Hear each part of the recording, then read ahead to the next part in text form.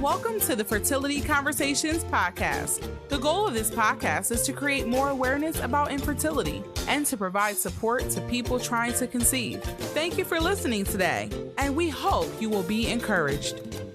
And now, here is your host, Ola. Welcome to episode 32. Today I'm joined by Noni, who is married and lives in the UK. She's the founder of On Infertility. She has a blog, social media accounts, and also podcasts to create awareness about infertility. She'll be sharing her journey with us today. So welcome, Noni, and thank you for joining us. Thank you so much for having me, Ola. I'm really happy to be here. Yay, thank you. So to start off, we always say, tell us a little bit about yourself. Okay, so I'm Noni and I am Zimbabwean. Well, I'm from Zimbabwe. I live in the UK now with my Nigerian husband. Hey. So we're family. Yes, we are. Our wife. Yes, so yeah. Well, I know the lingo now. I love it.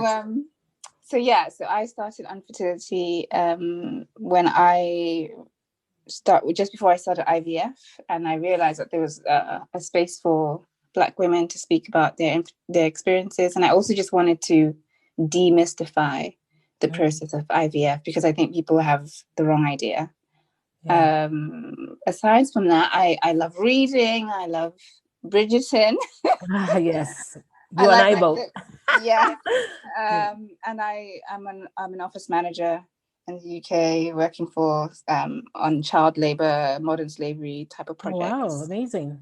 Yeah, so but yeah, that's a little bit about me. And I'm 31. I don't know if I'm 30. Am I 31 or 32? You're not sure? After 30 it's like a blur. It's like, I know, right? Early 30s, that's what we'll call it. Exactly. Yeah, I love those ones, like the 35 to this. Yeah. Surveys. Perfect, thank you. And how did you and your husband meet? Oh yeah, so that's your Nigerian husbands. Yes, so my Oga. Yeah. We met online actually. Wow. Yeah, and he likes telling the story because he thinks I hunted him down, which I mean, whatever. Well, so I joined this eHarmony website, this dating website, and it was like a free weekend. And I was like, yeah, if nothing happens during the weekend, then I'm definitely deleting this app. Anyway, we got matched within that weekend. But by the time we wanted to start talking, obviously the weekend was over. And I was like, I'm not paying for this. So I found him on LinkedIn. And then I messaged him and I said, if you want to continue the conversation, you can call me on this number. And, bearing in mind, I didn't even think like, oh, I really want this guy at the time. I was just like, you know what? We got matched, and eHarmony is very detailed in terms of like your values and how it matches you. Wow. So I thought there must be something to explore because eHarmony matched us based on all of this information I gave them.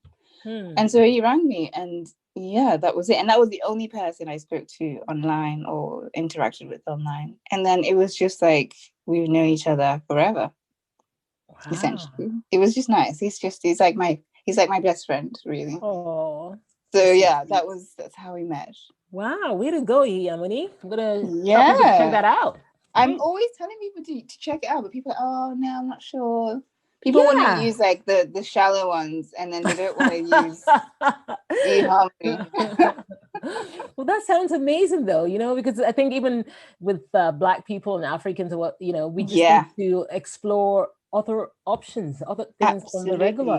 Right? Yeah, and I wasn't meeting people. That's the thing. I think in the UK sometimes you can go to work and come back, and even if you go to parties or whatever, nothing really materializes. Yeah. And I knew that I wanted something meaningful. Mm-hmm. And I was like, I'm going to go online and say what I want, and hopefully if somebody engages with me, they know what I want. I just wanted to be very black and white. Yeah. And so that's why I went online, and I was 25 at the time as well, so I felt like I was quite young to be online, but no, he was. I love it. I'm going to tell my younger brother. I have a younger brother in the UK. Oh yeah, he needs a wife. Yeah, so yeah. Wonderful. And was there a particular time that you knew you wanted to be a mom? Since we're going to be talking about fertility today.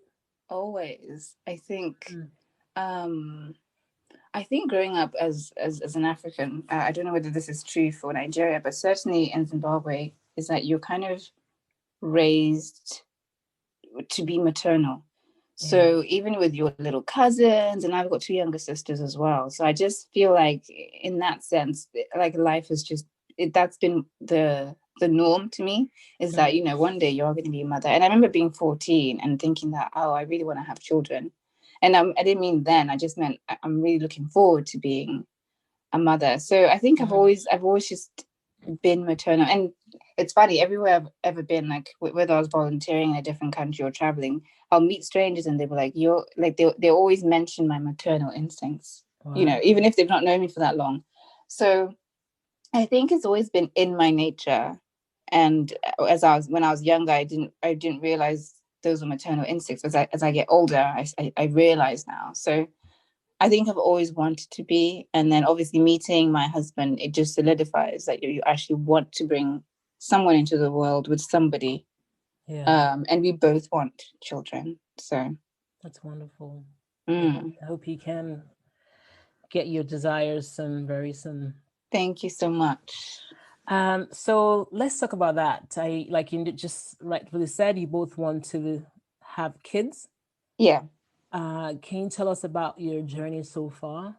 Yeah, sure. So I remember it so vividly. It was January 2017. I was in South Africa at the time visiting family.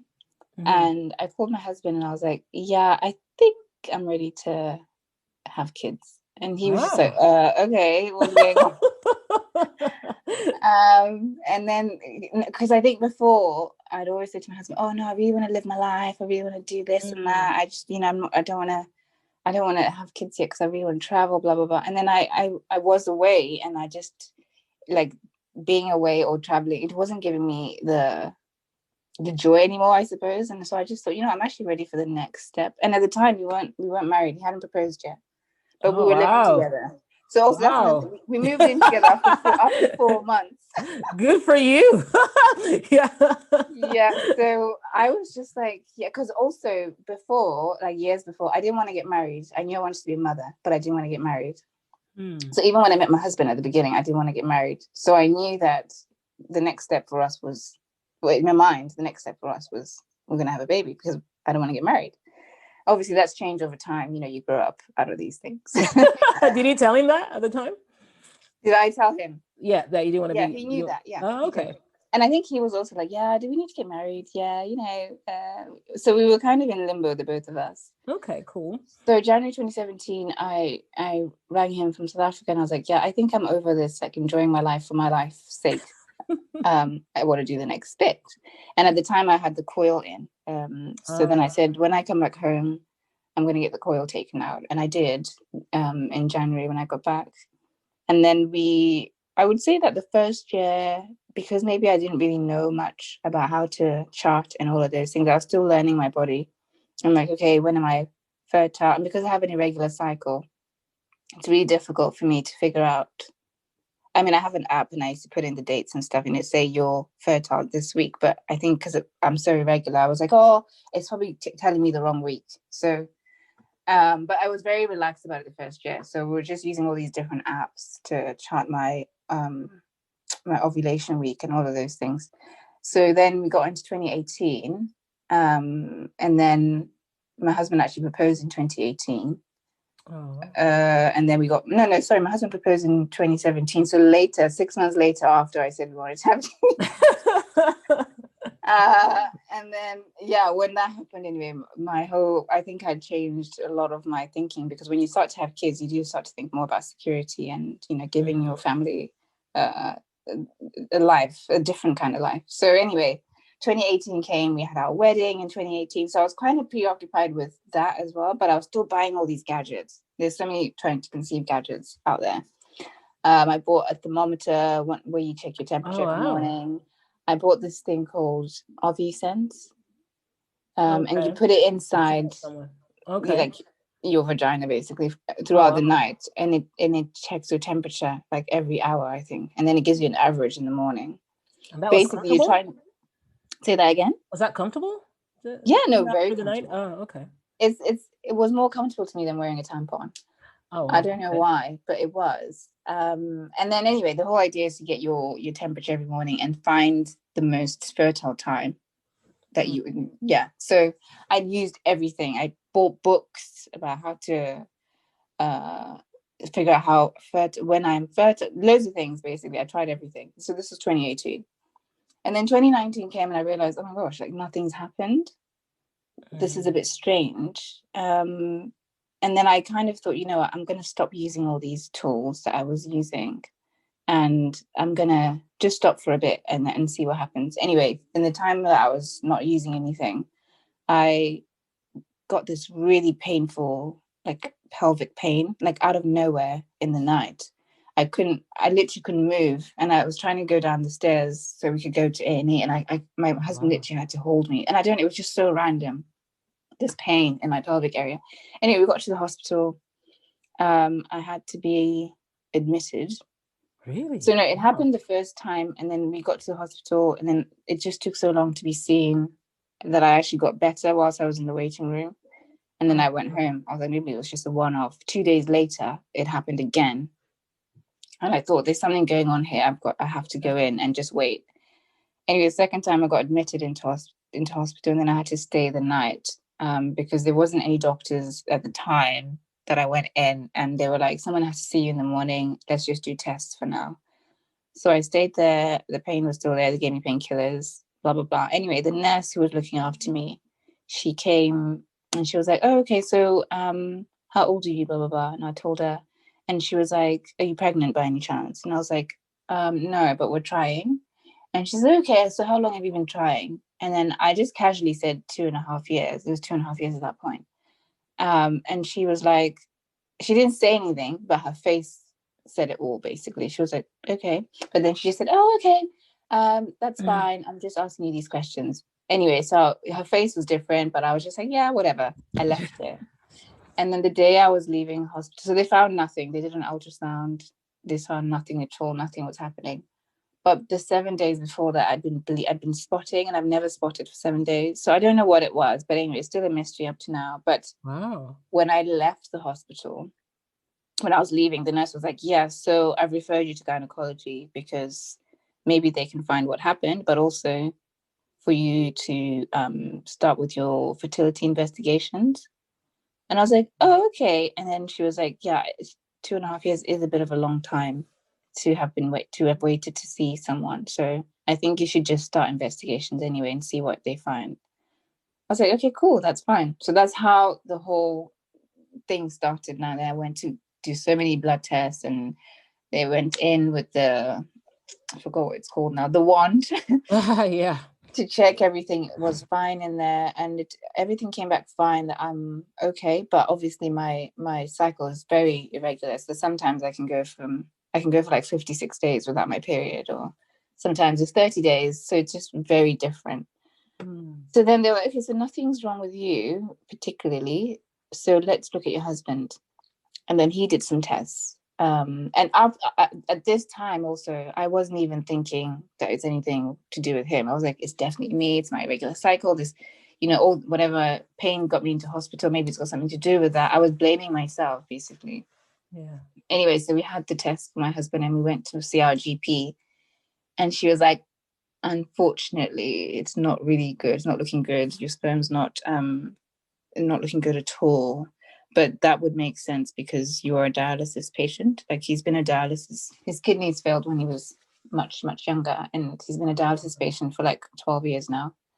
And dialysis can affect sperm. A lot of things can affect sperm quality for men. Like, even if they're sick with the flu, it can affect, for that time. Yeah. So anything that's not functioning well can affect sperm quality. So his sperm was greatly affected due to over 10 years of dialysis. So she was like, your only option is IVF. There's no other.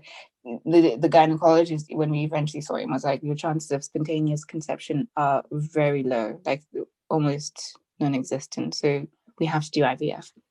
Wow. But we think with IVF and ICSI in particular, where they inject his sperm into my egg, that we will definitely be able to achieve pregnancy. So he was quite confident that with that we would. So we were like, okay, cool. Let's do this, you know? Yeah. And that by the time we started IVF, it'd been 3 years. But then obviously when we started the investigations, we really stopped trying naturally. We obviously were still enjoying sex, but we weren't thinking this is going to give us a baby. So yeah, then we started IVF in January 2020, had our first cycle, which was unsuccessful, and had another one in December last year, which was unsuccessful as well. So we've had 2 IVF embryo transfers, and we are hoping to start another one soon. But that's where we are to now. A bit long-winded. No, thank you so much for sharing. And I'm sorry about the transfers. Thank They were not you. successful, because I think many times when you do a transfer, you already have so many hopes, right? And people Yeah. you're already pregnant until proven otherwise. So that whole mindset, I find that quite difficult. very painful. Yeah. You have to consider yourself as pregnant, and then you find out actually there's nothing. It's really strange. Yeah. I think their language is a bit, But anyway, I guess they want you to be careful during those 2 weeks. Exactly. And then if it's not successful, you're like, whoa, then what happened to, why didn't you have all these questions? Yeah, you do. You really do. And for me, especially the second one, it felt so perfect. Like I had acupuncture, so I was so relaxed. And because it was the second time, I wasn't as anxious. Like the first time I cried throughout most of the processes, because I was just it was so foreign to me what was happening. And it was very strange. And, but the second time I was like, I've been here before. The injections, I even went through those really fine. I wasn't bothered at all. And I did acupuncture. My body responded to the medication really well. My uterus lining was almost double the required amount. Wow. And I just thought, this is it. This is perfect. I didn't feel sick at all that cycle from the meds. And I thought, this is it.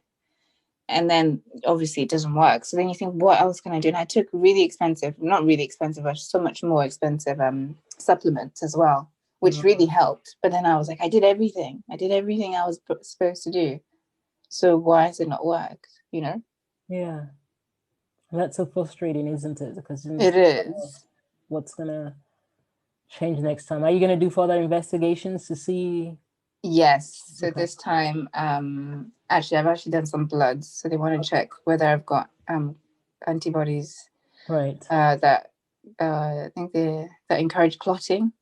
Yeah. Okay. And they're going to check thyroid function, and there was a few other like immunology type things. Yeah, that they're going to check. But they've also suggested that if you want to do, because we're with the NHS in the UK, so if you want to do more extensive investigations, then we have to pay. But I think we'd be willing to do that if it helps. So we're just exploring what else we can do, but we want to wait for the bloods first, because that might be an indication. Okay. And with NHS, how many cycles do they cover? Okay, so we got 3. They don't always cover 3. So it's in 3, you get 3 egg collections. If that makes sense. Oh, that's amazing. Yeah. So we're still in our first cycle, if that makes sense. Our first, we've only had 1 egg collection. And we had 10 embryos from that. So we're still going through those. Oh, that's really good. But we're very lucky, because not everybody in the UK gets, because I've spoken to so many, I've not heard anybody else who's got 3 unless they live up north, because we live up north. And for some reason down south or even Midlands, they don't get that many. I don't know why though. Well, I'll keep that in mind. That's what you got to do. Move to Yeah, exactly. Cycles. Yeah. Wow. Well, that's good though, because I mean, in Nigeria, we don't have any insurance that covers. So for many people, if they can't afford it, that's it. They just I remember feeling quite upset about that before, when I realized, because I was speaking to my friend in South Africa, and she was like, "Yeah, if you can't afford it, then basically you can't." And imagine being in that situation. And I felt so guilty that I lived in a country where I'm, offering it for free, and also that even if we had to pay for it, we might be able to do that anyway. But other people can't even do that, and wanting a baby and then realizing finance is your barrier. That's hard. It is. That's really hard. So I'm grateful. Yeah. And for some people, it's just even testing, right? Because it might be something that can easily be fixed. Yeah, exactly. Not even. Yeah. So exactly. We Yeah, hope that in the near future things will change. Yes. But Yeah. I think you have to do things like, I don't know if you know the girl in the UK who started a petition to there was this. It was against what was it for? No, it was for. So in Peterborough, apparently they took away the fertility services. Okay. The NHS there don't offer fertility treatment at all, so you'd have to go to another place. So anyway, she started this petition to stop all this postcode fertilities. And anyway, loads of people signed this petition, and in Peterborough now they are actually looking at whether they will include fertility services in their whatever next in their offerings this year actually. So I think it's obviously different countries operate differently. In the UK, you can do certain things, and the government will listen, or the commissioning bodies will listen. But I think sometimes you have to apply pressure to the people concerned to get the change, because they're not really thinking of you. If you think about the fact that a lot of them are men making these decisions, they're not thinking about the woman who can't or who's struggling to have children. Yeah, so true.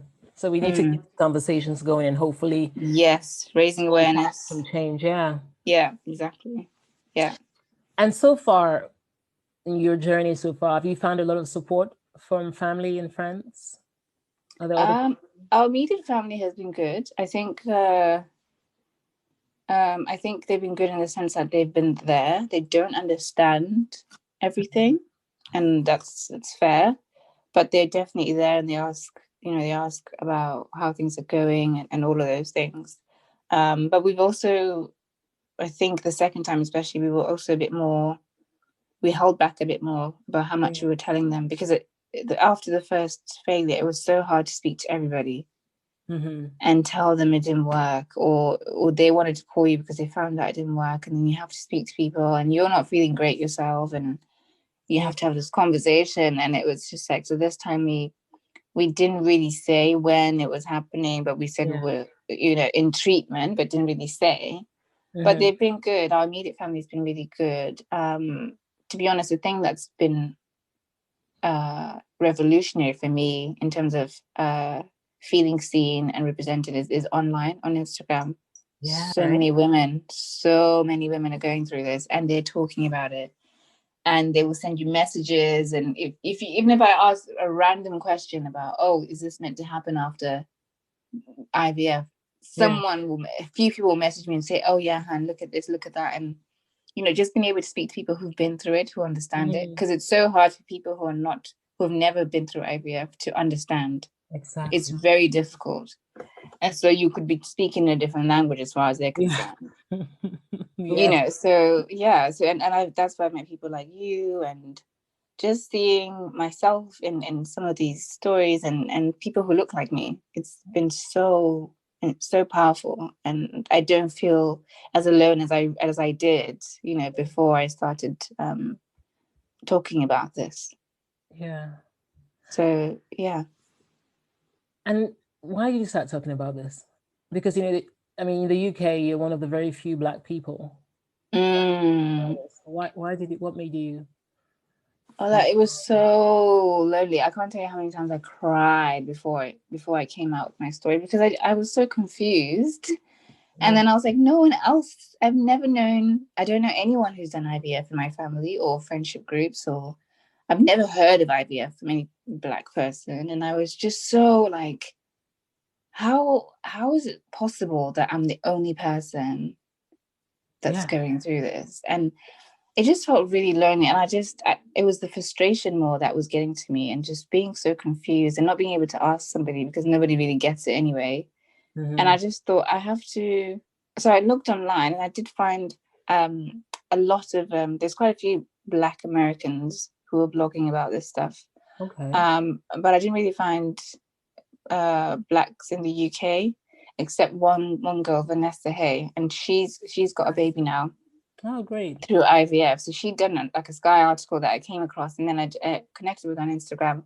But it opened my world into other people all over the world who were talking about this. So I felt like, I've not seen a Black space for women who are not mothers yet. but are going through it, because I think a lot of people do wait until they have the child, and then yes, they talk about it in hindsight, which is fine, and I completely get why they do that, because there has been moments in this where I felt like I should have waited until, but then I really felt like I needed to create the space that I was looking for, which is right now. You're going through it right now. You need to see yourself in other stories, and so that's really why I decided to start blogging with my story. And when I did, it wasn't like, oh, I'm going to create this platform. I was just like, I'm going to tell my story, and I hope I will connect with other people who are also telling their stories. That was just my hope for it. But it's opened my world into, like I said, meeting so many wonderful people like you and stuff. But yeah, I just felt so strongly about creating that space for somebody, even if I was creating for myself. But I hope somebody resonates with this, because we need a right now space, and not a in hindsight space, which I find them very useful, but I can't always relate to those, because if someone's got their child already, or they decided they're not going to do it anymore, that's not where I am now. Yeah. So yeah. Wow, well said. And I really love the fact that you talked about supporting the people that are currently waiting, right? Because again, like you said, usually you find those stories that tell you, oh, this, I waited 5 years, I waited 10 years, and now I have this and that.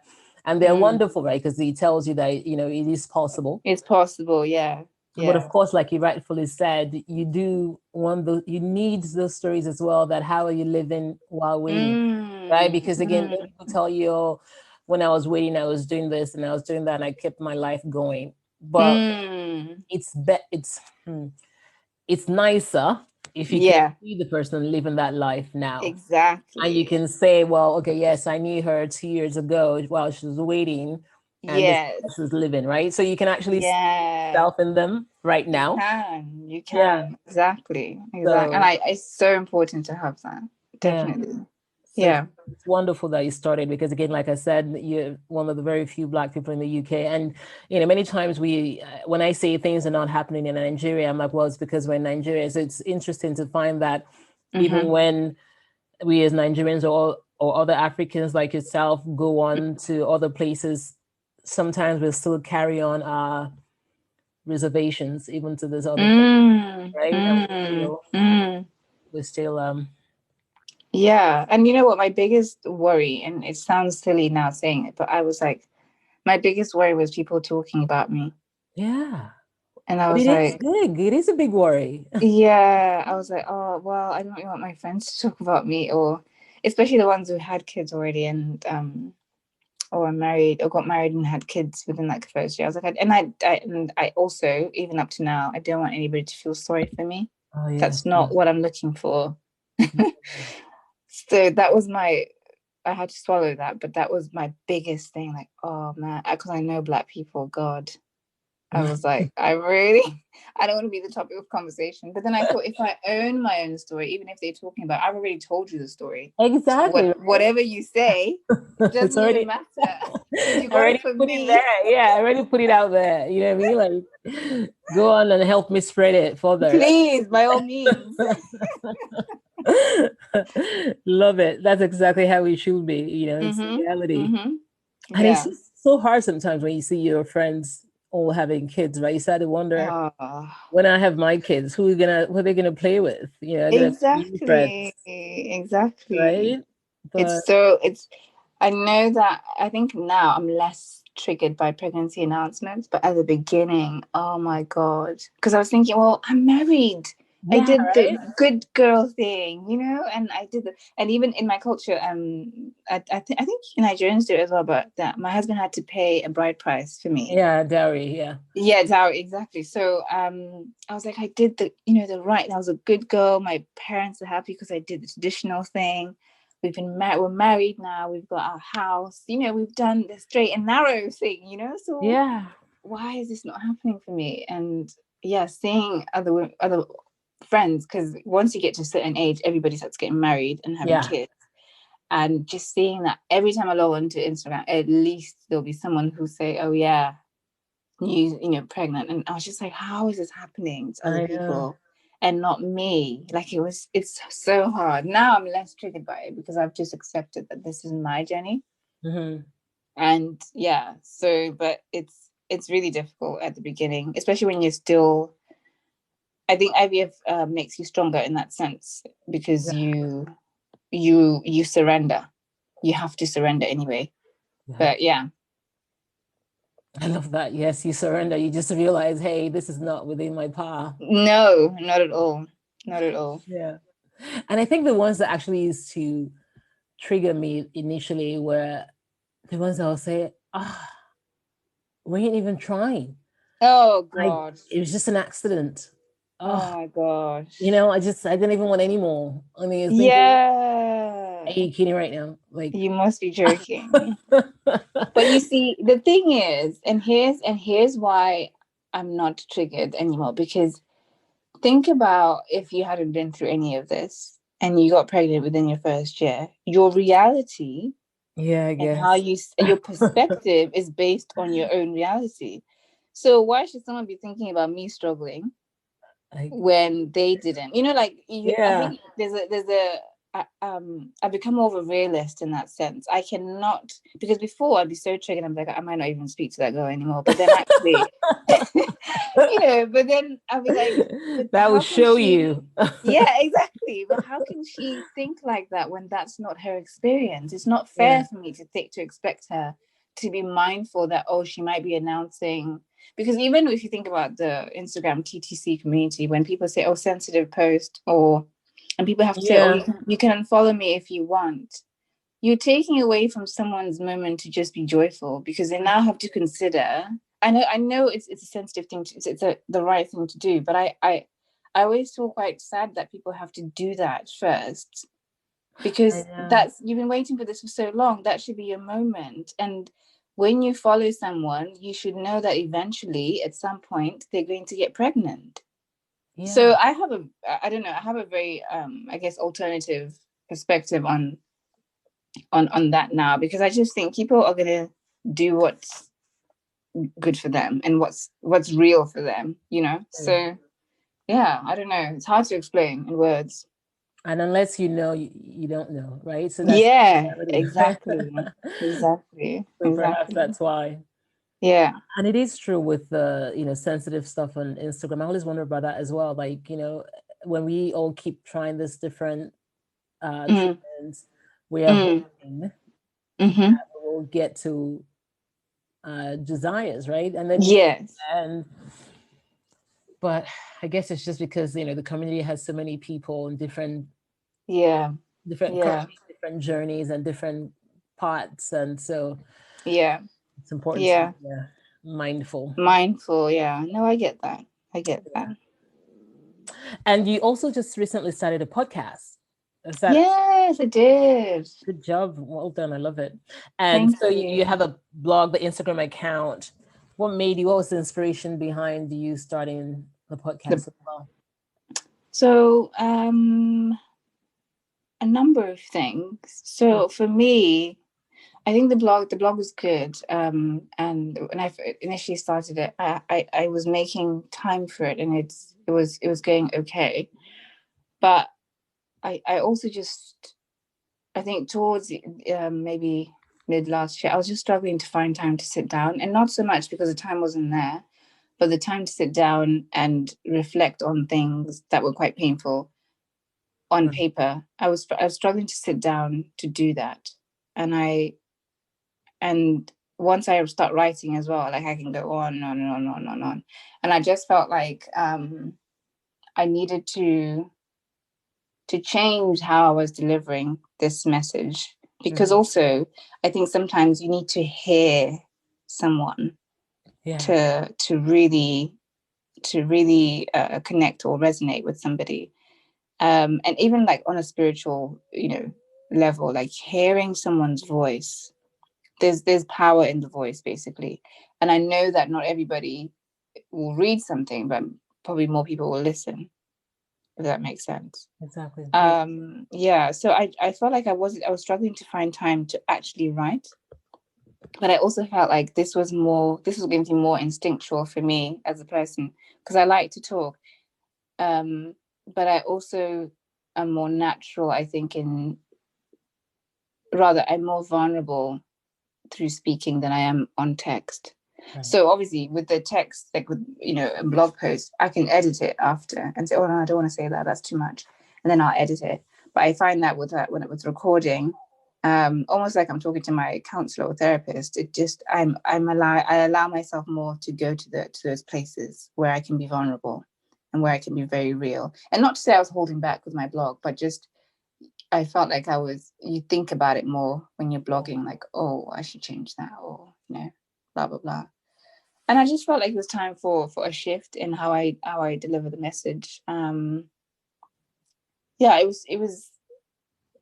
was a few different things. And at the end of last year as well, I just felt like I was quite detached from Instagram. I just felt like I wasn't really getting, it wasn't doing what I wanted it to do for me and the blog. And right. I don't know whether that was in my mind or whatever, but something wasn't gelling for me. And I just knew I needed to switch something, change my method of sharing this message. And I felt like the blog wasn't enough anymore, I guess. Well, it's really hard to explain. Instagram does that, it has its moments. Sometimes it's great. Sometimes they're like, I need a break. Yeah. And I did take a break. Yeah. But you're an excellent writer. I love your writing. So thank you. Definitely all blessed by it. So keep doing it. Thank you. But I think the podcast is actually really great as well, because again, people can listen to it all over the world. They can listen to other They can be washing dishes. Yes, exactly. Right. So it seems like you can almost multitask. Yeah. Podcast while you're listening to it. So that's it. That's a good thing. And yes, and keep on the conversations going.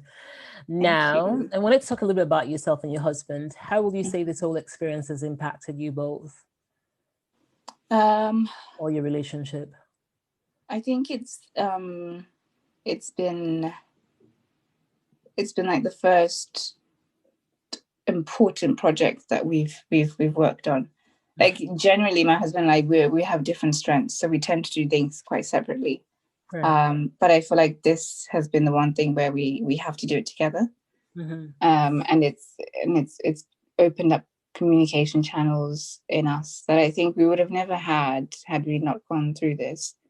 And just being like, I've obviously cried a lot during this process, and before, like, I'm not that I think I'm like macho or anything, but I'd always never want to fall apart in front of people. But like this process, I just couldn't. There's so many moments I couldn't help it. And I think he's also learned to be like softer with me. Not that he wasn't before, but I think he's had to adapt to how do I deal with a woman crying so often.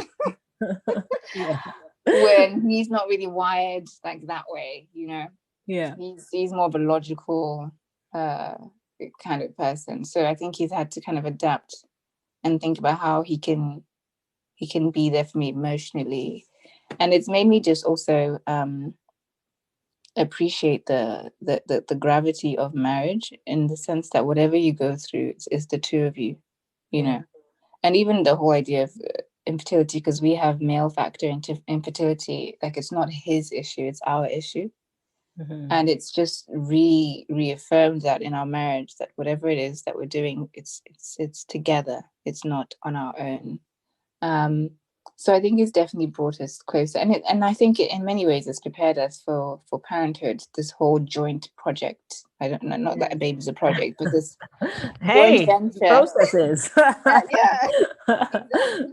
This joint focus on something that you both want. It's really prepared us for that, and it's prepared even me just being. And not always just seeing him as, like the man or the husband, and just offering him a soft place as well. I need it, but he also needs it. And I think I wouldn't have been able to see it that way without this process, if everything was all fine. Yeah. So yeah, it's I think it's allowed us to be softer with each other, for sure, and just and listen to each other more, and we talk anyway, like me and my husband talk for days. But just on that other level, that painful level, and being able to do that as well. So yeah. Wow, that's wonderful. I love that. I love how you talked about how it's impacted you, because I think for many people, I think men as in general, but specifically even within African societies, if there's a male factor in fertility, even if there isn't, the people who want to get involved in the whole fertility issue, they always think everything is perfect with exactly them. They want to find a way to dissociate themselves. Yeah. So to have such your husband being supportive of your journey together, but also being speaking out with you and talking about this, it's really huge. So I really want to commend your husband for doing that, because I have met a lot of women who are dealing with male factor infertility, and the husband is not even willing to take any next steps. They don't want to have that conversation at all. Yeah, no, it's true. It's true. I am very lucky. I'm really blessed in that sense. I don't take it for granted at all. Yes, and we need to be hearing him. So it's wonderful that he's talking. You also share the stories, because someone else will listen. Someone else will encourage. Someone else might reach out to you and just say, "Hey, how are you dealing with this?" And or yeah, that's true. Perhaps my husband can speak to your husband, and just things like that. So it's important. Yeah. So well done. Definitely. Thank you. I'm hoping to have him do an episode on his own. Well, me with him, just on his perspective, because I think that's an important side to share. It is for men in general, but definitely for men from our cultures. Yes. Definitely, it'll be nice, because people just need to hear. Because again, there are many men dealing with that, and they're just not, because they've always been told to be macho, and whatever the situation is with the culture and society, it's been very hard for them to come to terms and even move forward. So and I know situations where the marriage is broken down because of, and so I don't take it lightly at all, that and the thing is, he doesn't internalize it, which that's the one thing that I was worried about, that what if he starts to internalize this, how am I going to be there for him? But he hasn't. That's wonderful. So far he really hasn't, and I'm so grateful that that's the case. It's not his fault. It's no one's fault. It's exactly just we have to deal with. That's it. Exactly. Yeah. Wonderful. I'm so glad about that. So, and I look forward to hearing this episode with him and sharing it more to people. Sorry. The other thing I wanted to mention was what really spurred on the podcast initially. Sorry, I really missed this. Was with you as part of a fertility coalition. We held that support group, didn't we, for pregnancy loss? Yes, we did. And being in that. So it was a Zoom meeting, but being with those women, there was quite a number of women, actually. I was very shocked at the turnout. But there's women from all over Africa and I guess beyond.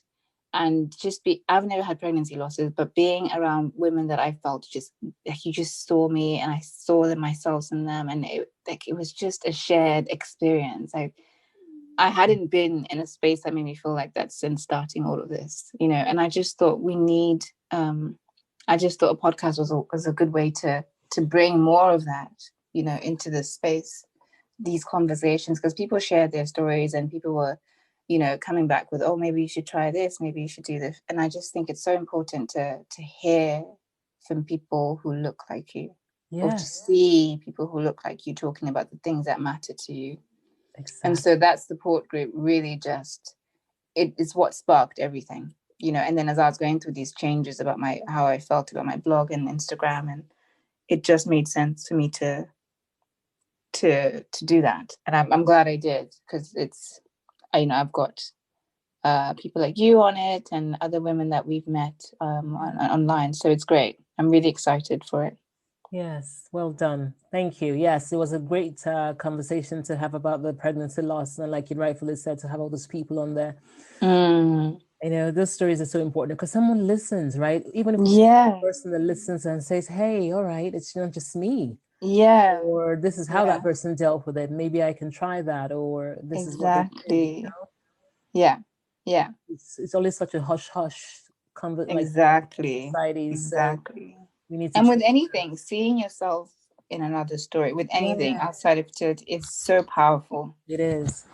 It is. Really we need powerful. to see more Black people just Yeah. being, because even when you see like, I mean, again, for me, because I live in Nigeria, all the adverts I see for IVF are obviously Black people. Oh, yeah. Overseas, when you see anything else outside, it's usually a white blonde lady or blonde couple, or like, you know, whatever the case may be. So sometimes as a Black person, you see that and you think, well, it must mean that other Black people are very fertile anyway, right? Because I'm not seeing exactly. So it must be just me, but that's not true. And I heard someone actually say, "Oh, that stuff is for white people." Yeah. And I was like, okay. Because that's what, you know, that's what they've seen. That's what they've seen. And it makes sense. Yeah, it really all the makes magazines, sense. everything you see, you don't see Black people. I do think the clinics here have to do better on that, to be honest. And that's why I also wrote for the HFEA, which is the governing, the authority. But I think they're really trying to do that push towards, we need to be connecting with what is called the BAME community here, Black, Asian, and ethnic minority groups, I think. Yeah. But I think they're trying to, at least the HFEA is, but the clinics have to follow suit, because everything you have to represent the people that are using your services. Exactly. You just have to. And people have to see themselves again in the imagery. You know? Yes. And even when you come into the fertility clinic, you got to see some Black people there, you know. In part of people that are working for you, right? Because sometimes someone just wants to talk to someone that looks like them and just say, hey, all right, is this okay? You know? Exactly.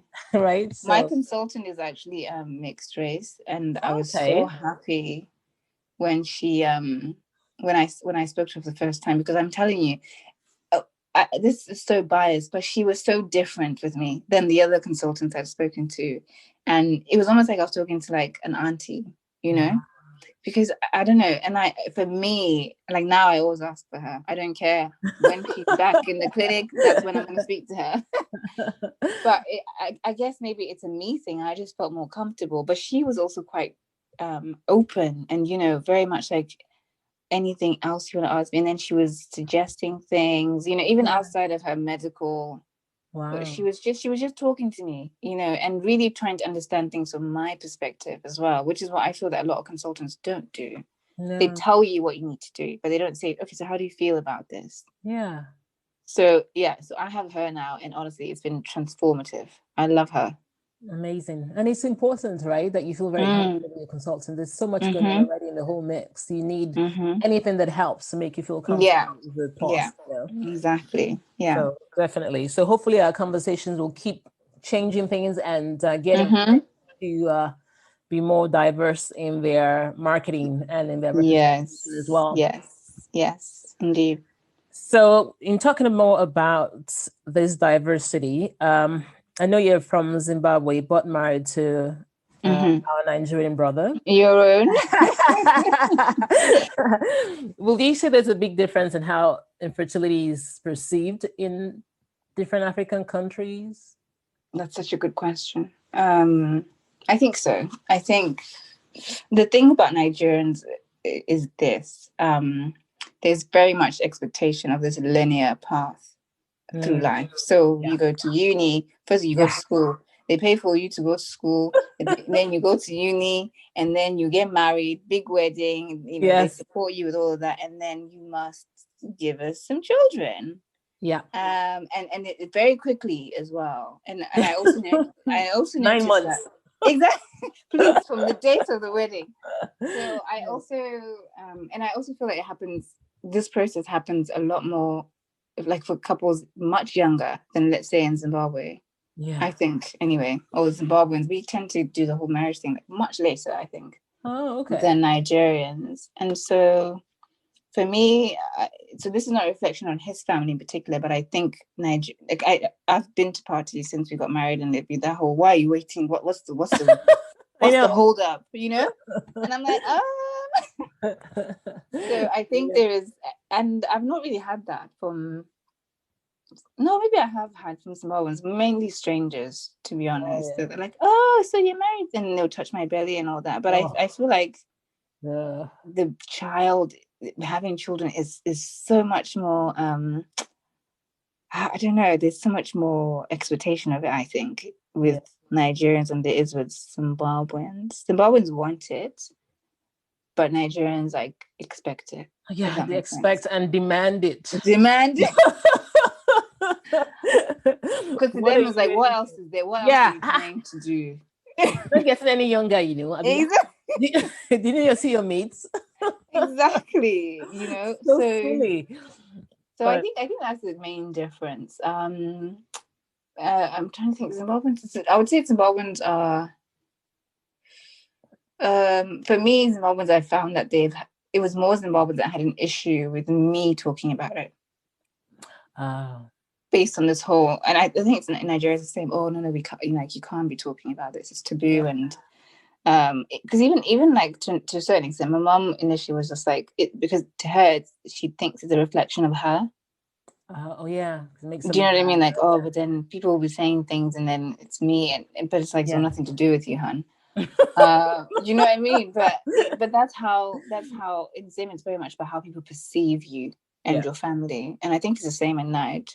Yes, it is. So I felt like there's been more, almost shock, really, from Zimbabweans that I'm doing this, rather than. But maybe because I also know more Zimbabweans than I know Nigerians, so maybe that's the reason. Interesting. It's good to see what our differences are. But like you rightfully said, children are a big deal. And marriage is a big deal. Children. Well, everything is a big deal. Everything is exactly. Because even when you have the child, they'll ask you for the sibling, and then maybe exactly. There's always, this is what you should be doing now. Yeah. No, it's true. Yeah. So it's interesting. But what about between African countries or Blacks in comparison to whites or Asians, other cultures? There's a big difference in how infertility. You know, I've thought about this a lot because when I was especially when I was thinking about the podcast, because I did want it to be for Black women, and then I was thinking, well, what are my reasons for this? And I was saying, well, the cultural aspect, blah blah blah, and I was like, well, white people feel the same. About the cultural, their cultural aspect and all that. So I was trying to think, so what is the difference? But I think for me, the key thing is that our white counterparts, I feel, have with anything, whether it's fertility or not, have more freedom to live outside those expectations than we do. So an example, I guess, is if you go back to the dowry thing. That's not something I could have not done it, really, but then I don't have my family's blessing. Then it's just a strange way to start a marriage, and all of those things. But I feel like with our white counterparts, if they didn't want to do something like that, or they didn't want to do something to do with their wedding or whatever, they might be able to get away with it, and it doesn't affect everything. I don't know. I don't want to trivialize the experience, but I think for me, it's maybe it's in our mind also that we feel that we don't have the freedom to live outside of those expectations. Maybe it is in our mind and how we've been raised and all of that stuff. But I think that it's more liberal here generally in the UK, let's say, in terms of how they live and all of that stuff. It's not as liberal for us as Africans in our countries. No. And so I think the weight of living against the grain, at least I think it's bigger. Yes, it is. I could be wrong. No, I think it is for sure, because again, society and culture play such a huge role. Yeah. As much as you want to be different, you want to say, hey, this is not how I'm going to do it. Yeah. You're always thinking about, okay, all right, I can try to be different, but not too different. Or, try to find the right balance. So people can say, hey, what's going on here? Yeah. And if you think about, like, for our white counterparts, the family is the nuclear family. Yes, exactly. Our families is like, I don't know how many people, Everybody. Exactly. So you saying, like, let's say if I said, I'm not going to do bride price, it's not just my mother, it's her sisters, it's my grandmother, it's then my dad's sister, it's then my cousin. What example are you setting for your little... So it's like a ripple thing. It goes on and on. It's not just I'm disappointed my mom and dad, who, because they love me, will forgive me. No, it's everyone else. Yes. the wider community. Yes. So I think that's the difference for me. It is actually. Yeah. Now that you say that, it is. It is true. Like the village raise, it takes the village to raise a child. Yes. That's how it is. Yes. But Yes. Exactly. Everybody has a say. Yeah. Yeah. Exactly. Someone said to me, if you want to get, one of my friends, she was like, well, Noni, if you ever want to get divorced, you should invite all the people that you invited to your wedding. I know. And you must tell them. That's what they say, right? So by the time you're done, before you even get halfway, you're like, okay, never mind. Never mind. Like that's the expectation here. It's crazy, but so it's not just your mom and dad you need to be. No, so yeah, it's everybody. Yeah, exactly. Everybody. Wow, interesting. But funny enough, when I've listened to like Asian ladies with their podcasts or some experiences, some of them seem quite similar. Very similar. The yeah. They'll say back home, I'm thinking, wow, that's interesting. Yeah, very similar. Yeah, so yeah. But see, they're all about extended families as well. Yes, maybe that's it. Yeah, that's it. Everybody plays a role. Yeah, exactly. Literally. Yeah. So now, knowing all you know, Noni, if you could go back in time to, I don't know, 8 years ago, 10 years ago, what would you tell your younger self? Oh gosh, wow. About life, That's a really good one. I would say that you're going to change your mind on a lot of things that you think are hard, fast decisions you've made about your life. You're going to change your mind, definitely. And I would say that you don't live in a vacuum. So the decisions you make about yourself are great. Yeah, wonderful. But you live in an environment with other factors happening. Yes. So in that sense, you're not actually in control as much as you think you are. It's good to plan and to be sure of what you want to do and all of that. But I think I would say be open to life unfolding the way it was always going to unfold, regardless of your choices. Be open to, I guess, God's plans over yours, over your own. And I would say, particularly with the infertility and IVF thing, I would say that you'll get there. This is probably going to be the longest ride or whatever it is, but you're going to get your heart's desires. And it might not look the way that you think, but you'll get them. You get there. Wow. Well said. I love it. Thank you. Thank you so much. And is there any one quote or word of affirmation that has helped you in navigating your journey so far? Yeah. To be honest with you, it's Black Girl Joy. If you know me. I've been seeing those videos. I love it. If anyone knows me, they'll know that I love to move. I'm not saying that I can dance, but I just love music. I love moving my body. There's something quite freeing.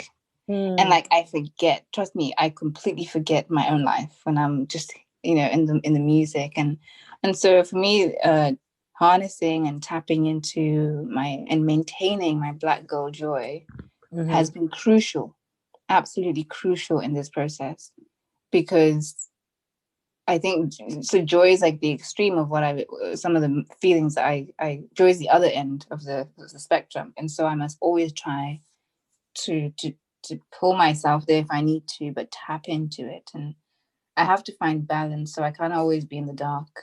So I should try and always seek the light, the joy, and all those things. So for me, Black girl joy. And there's a quote that says, Black girls have a ravenous appetite for joy despite all the pain. Yes. And that stayed with me because it's like, wow, it's so true. If you think about just outside of fertility, Black women have suffered, man. Like, it's not even a joke.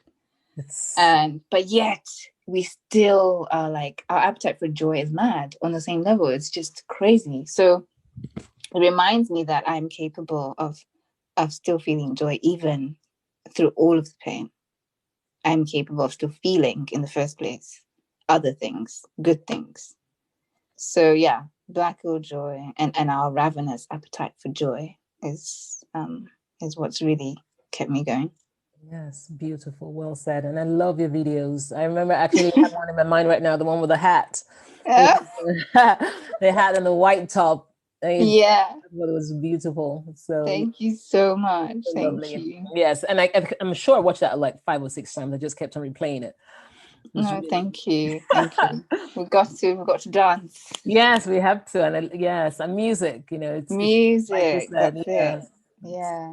It's beautiful. Yeah. And as a wrap up, any words of encouragement for other couples dealing with infertility?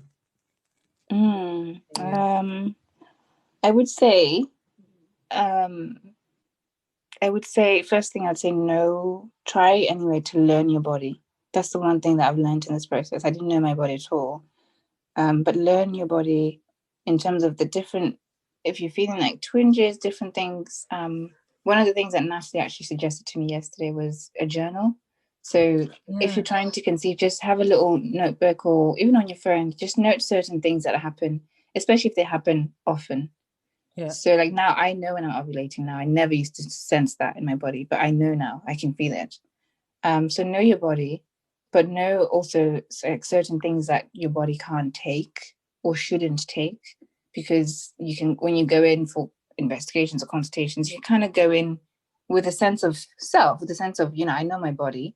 Yeah. So you can tell me things, but this is the discussion. So that's the second thing. Also, have a discussion with whether it's your GP, your consultant, or whatever it is. Don't leave everything. I would say don't leave everything to science, in the sense that don't leave everything to the medical professionals. Yeah. You also should have a role to play, but also God is playing the role. Yes. So don't leave everything to science, in the sense that, it's IVF, that's it. Give praise to God for the opportunity, and put everything to Him also. You might not always feel like praying, and trust me, you don't. But there is a promise over your life, so don't leave everything to apps, to gadgets, to your doctor or whatever, and seek support. Find your people, find your tribe.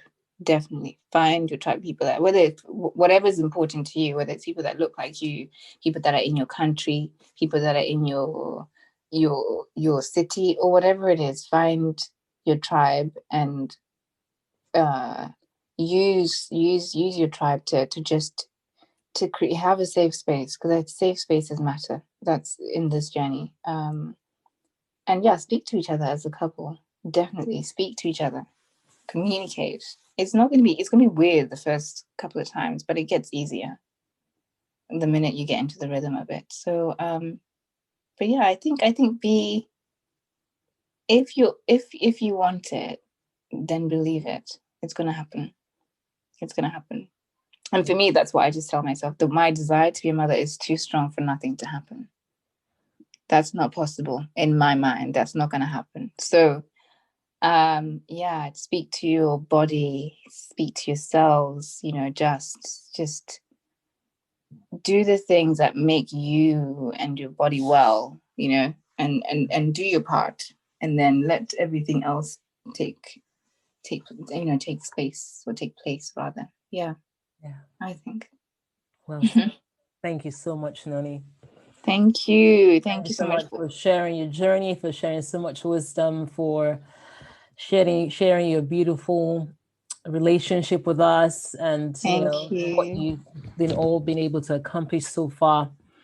I hope that 2021 will bring you closer to your dreams. Thank you. Look back in hindsight, and then even have conversations about fertility and infertility. So thank you so much. It's been a blessing having you here, and I'm sure everyone listening has been blessed by you.